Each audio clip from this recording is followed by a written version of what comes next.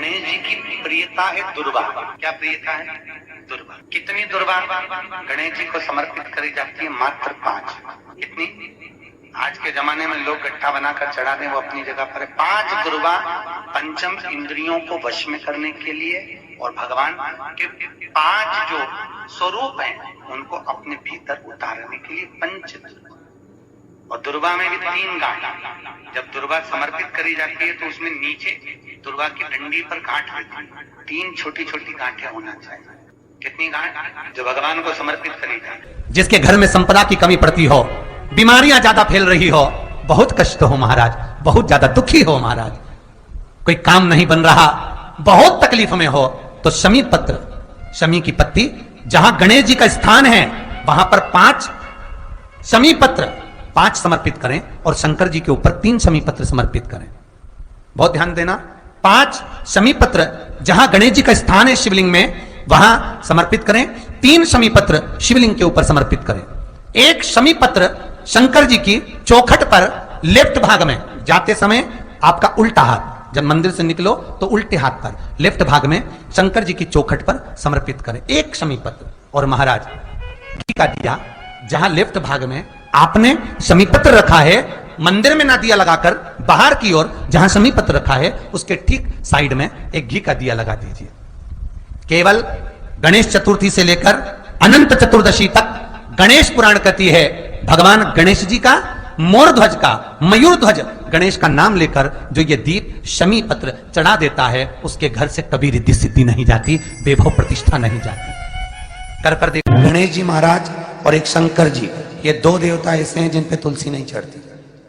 शंकर पर तुलसी चढ़ा दो तो व्यक्ति रोगीला होता चले जाता है, और गणेश जी को तुलसी चढ़ा दो तो व्यक्ति के घर का धन छिन्न हो जाता है महाराज। इसलिए गणेश जी के भोजन में तुलसी नहीं डलती, क्योंकि वृंदा देवी ने भगवान शंकर के पुत्र विनायक को देखकर विवाह का प्रस्ताव रखा था, पर गणेश जी महाराज ने कह दिया और तुमने तुलसा भी डाली, तो दोष लगा कि नहीं लगा? अरे बोलो तो लगा? नहीं लगा। क्यों नहीं लगा? अगर थाली को अंदर से लेकर आए, पुष्टि मार्ग का नियम, जब ठाकुर जी के सामने 56 भोग, कुनवाड़ा, अन्नकूट लग जाता है, लगने के पहले उसको जब लेकर आते हैं रसोई घर से, भोजनशाला से, तो उसमें तुलसी डाल के नहीं लाते। अगर रसोई घर से भोजन में तुलसी डलकर अगर ठाकुर जी के सामने वो थाली रखी तो ये पक्का है वो थाली ठाकुर जी नहीं जीमेंगे, क्योंकि उसमें तुलसी रखी हुई आई है। हाँ, जब ठाकुर जी के सामने थाली रखा गई और तुमने थाली रखने के बाद में मंदिर के सामने बैठ के फिर तुलसी डाली तो ठाकुर जी उसको स्वीकार कर लेते हैं। क्यों? क्योंकि 33 करोड़ देवी देवता एक जगह पर विराजमान हैं। जब हम थाली रखते हैं प्रथम देव उस भाग को ग्रहण कर ले। जब तक तुलसी डालते हैं प्रथम देव अपनी दृष्टि हटा लेते हैं। समय होता है, एक टाइम होता है, एक पल होता है, एक घड़ी होती है कि गणेश जी महाराज हमारे घर में आ गए। गणेश जी की सबसे पहली जो आरती हो, उस आरती के समय पर अगर धूप बत्ती जलाई जाए या गोबरी को जलाकर उसमें गूगल छोड़ी जाए और गूगल छोड़ने के बाद गणेश जी का नाम ध्रुम वर्ण कह दिया जाए तो गणेश जी को तुम्हारे घर की पूजा स्वीकार करना पड़ती है। बस वो समय हम जानते, हम तो बस उतना जानते हैं कि शिव महापुराण में लिखा और मुद्गल पुराण में लिखा, गणेश पुराण में लिखा, गणेश जी का एक नाम होता है ध्रुम वर्ण। क्या नाम है? ध्रुम वर्ण गणेश जी का एक नाम होता है। जब हम धूप जलाकर और धूप लगाने के बाद में गणेश जी की सबसे पहली आरती करने के पहले अगर हम सबसे पहली आरती गणेश जी की कर रहे हो, अपने घर में स्थापना कर रहे हो, बिठा रहे हो, और तुम चाहते हो कि गणेश जी मेरे घर में आके मेरी पूजा को स्वीकार करें और जो मांगू मेरा गणेश मुझे दे 10 दिन के अंदर, तो पहला नाम लेकर पुकार लेना ध्रुम वर्ण विनायक, बैठो, बस काम हो गया। वो फिर ही होकर आता। सुंदर जोड़ी थी शंकर और पार्वती की, सही है कि गलत है? कभी नहीं झगड़ते थे, इसलिए पृथ्वी पर ना तो लक्ष्मी जी के व्रत हैं, ना ब्रह्माणी के व्रत हैं, ना इंद्राणी के व्रत हैं। अगर पूरी पृथ्वी पर सबसे ज्यादा व्रत किसके हैं? माता पार्वती। तीज का व्रत किसका? पार्वती का। चतुर्थी का व्रत किसका? पार्वती का। चौथ का व्रत किसका? पार्वती का। छठ का व्रत किसका? पार्वती का। जितने व्रत है सब माता पार्वती। गणेश जी मैया को प्रसन्न करने के लिए अष्ट रूप में धारण करते हैं। 8 रूप भगवान गणेश जी ने धारण किए। एक मयूरेश्वर गणेश, दूसरा सिद्धि विनायक, तीसरा बल्लालेश्वर, फिर वरद विनायक, फिर चिंतामणि, फिर गिरजात्मज, फिर भगवान गणेश विघ्नेश्वर अष्ट विनायक, फिर महागणपति। ऐसे गणेश जी के अष्ट नाम हुए। उस समय तिजोरी के अंदर जो गणेश की प्रतिमा रखी जाती है किस नाम से रखी जाती है? तो तिजोरी में हम जो गणेश की प्रतिमा रखते हैं वो वरद विनायक के नाम से रखते हैं। कौन सा गणेश? वरद। वरद विनायक के नाम से तिजोरी में गणेश रखते हैं।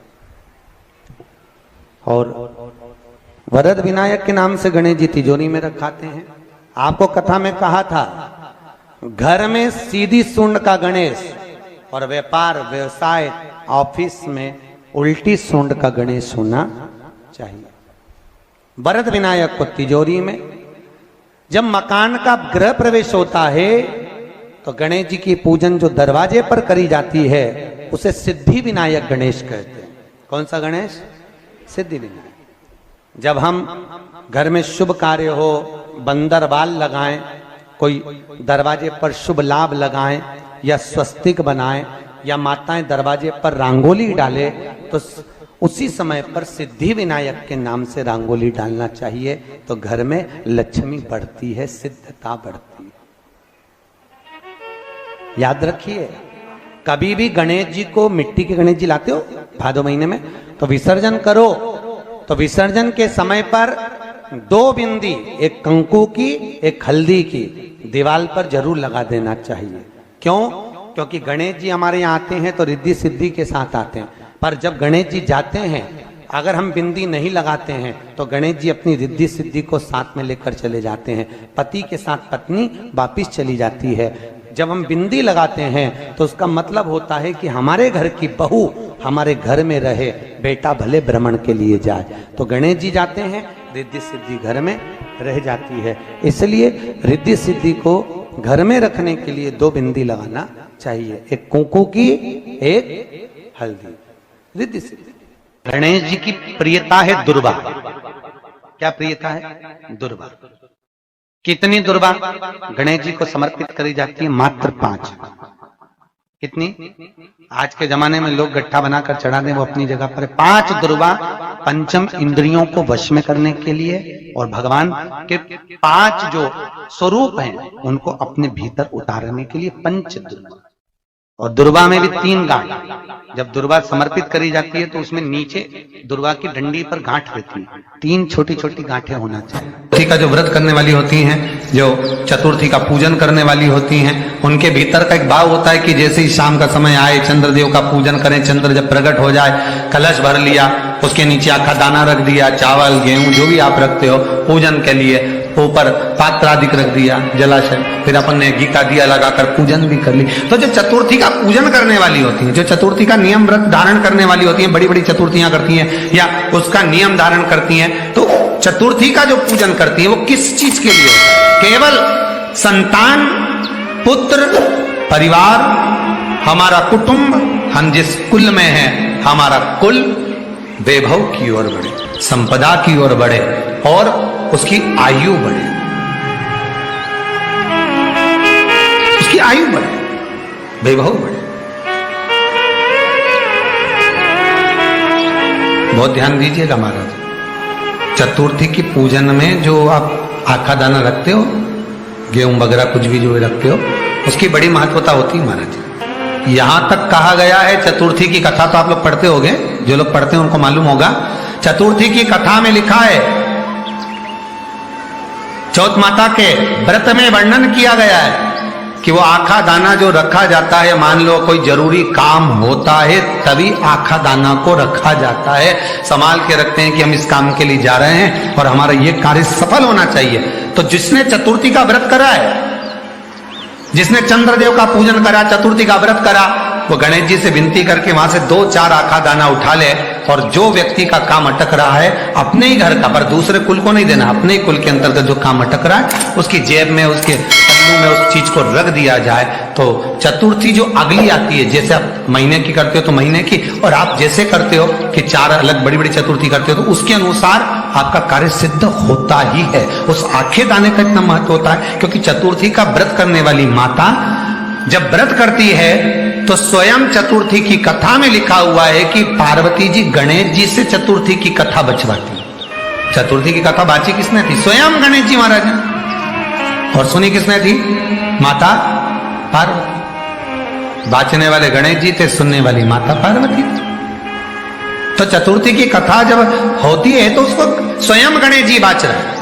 तो व्रत कौन सुन रही है? माता पार्वती। और आपने जो आखा दाना लिया वो गणेश जी के भाव से लिया, गणेश जी से निवेदन करके, विनय करके, प्रार्थना करके उसको प्राप्त किया। जितने आस्था चैनल पर कथा सुन रहे हो, जितने फेसबुक और यूट्यूब पर सुन रहे हो, और जितने इस छत्तीसगढ़ की पावन धरा पर बैठकर सुन रहे हो, बहुत सावधानी से सुनना। एक छोटा सा कपूर का टुकड़ा जब आरती में जलाया जाता है तो ये कपूर क्यों जलाते हैं? इस कपूर का महत्व क्या है? इस कपूर का कारण क्या है? ये कपूर है कौन जिसको हम आरती में जला? क्या जरूरत इस कपूर को आरती में जलाने की? क्या जरूरत इसको यज्ञशाला में जलाने की? क्या जरूरत है इस कपूर को पूजन में जलाने की? स्वयं गुरु बाबा कहते हैं यदि कोई आरती में, पूजन में, घर में एक कपूर का टुकड़ा आरती के बाद में जब समर्पित करेगा तो उसको अश्वमेध यज्ञ का पुण्य प्राप्त हो जाएगा। अश्वमेध यज्ञ के पुण्य को पाने के लिए कपूर का टुकड़ा आज भी आरती में जलाया जाए। एक कपूर का टुकड़ा सुख का, इसीलिए हमारे यहाँ शास्त्र कहता है महाराज, जब आपको घर में अगर ऐसा लगने लगे कि 15 दिन से बहुत बेचैनी है, बहुत दुख तकलीफ लग रही है, कोई ना कोई बीमार पड़ रहा है, कुछ ना कुछ तकलीफें लग रही है, तो एक पीपल का पत्ता ले लो, उसके ऊपर एक कपूर का टुकड़ा ले लो, सारे घर में घुमाकर उसको दरवाजे के बीच मध्य में जलाकर रख दीजिए। थोड़ी सी जला 20 से 25 मिनट के अंदर मकान में एनर्जी वापिस आ जाएगी, उस भवन में एनर्जी वापिस प्राप्त हो जाएगी। 20 से 25 मिनट के अंदर एनर्जी वापस। लग रहा है कि यहाँ नेगेटिव है तो उसको पॉजिटिव बनाया जा सकता है। रात को 12 बजे शंकर जी के मंदिर में शिवलिंग पर चढ़ी हुई बेलपत्री को उठाकर शंकर मंदिर का शिखर देखकर चबा चबा कर खा लीजिए। आपके पांव के घुटने बदलने की जरूरत नहीं पड़ेगी, ऑपरेशन की जरूरत नहीं पड़ेगी। अलमस्तता। इस संवाद के अंतर्गत ये जो संवाद आया है, श्री गणेश जी महाराज ने श्री शैलम पर, कार्तिकेय महाराज की पावन धरा पर, मल्लिकार्जुन की पावन धरा पर, श्री शैलम में 3 प्रश्न श्री गणेश जी महाराज ने करे और वो गणेश जी के 3 प्रश्न आपको भी ज्ञात होना चाहिए। पहला प्रश्न गणेश जी महाराज ने अपनी माता से कहा, माँ, मृत्यु लोक के अंतर्गत इस भूमि पर जन्म लेने के बाद में अगर व्यक्ति को वृद्ध अवस्था का सामना ना करना पड़े तो उसके लिए क्या करना चाहिए? सुन लेना जवान भाई, जितने भी बेटा बेटी बैठे हैं और जितने आस्था चैनल पर, फेसबुक, यूट्यूब पर सुन रहे हैं, बड़े ध्यान से सुन लेना कि मान लो कि हमें वृद्ध अवस्था देखना ही ना पड़े, उसके लिए क्या करना पड़े? तो कहा उसका एक ही साधन, राम राम रटते रहो जब तक घट में प्राण, कब हो तो दीन दयाल के भनक पड़ेगा। महाराज, एक कर्म करते रहो, तुम्हारा कर्म जरूर करो, काम करते करते करते करते करते करते भी भगवत स्मरण करते। धर्म और कर्म, इन दोनों में अंतर क्या है? बोलो रे, जल्दी जल्दी बोलिए। धर्म और कर्म में अंतर क्या है? धर्म अष्ट विनायक में एक विनायक, सबसे प्रबल विनायक, अष्ट विनायक में सबसे प्रबल।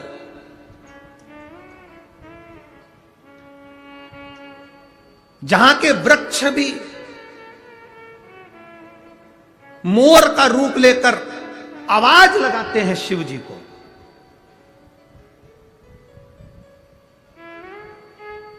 जहां की नदी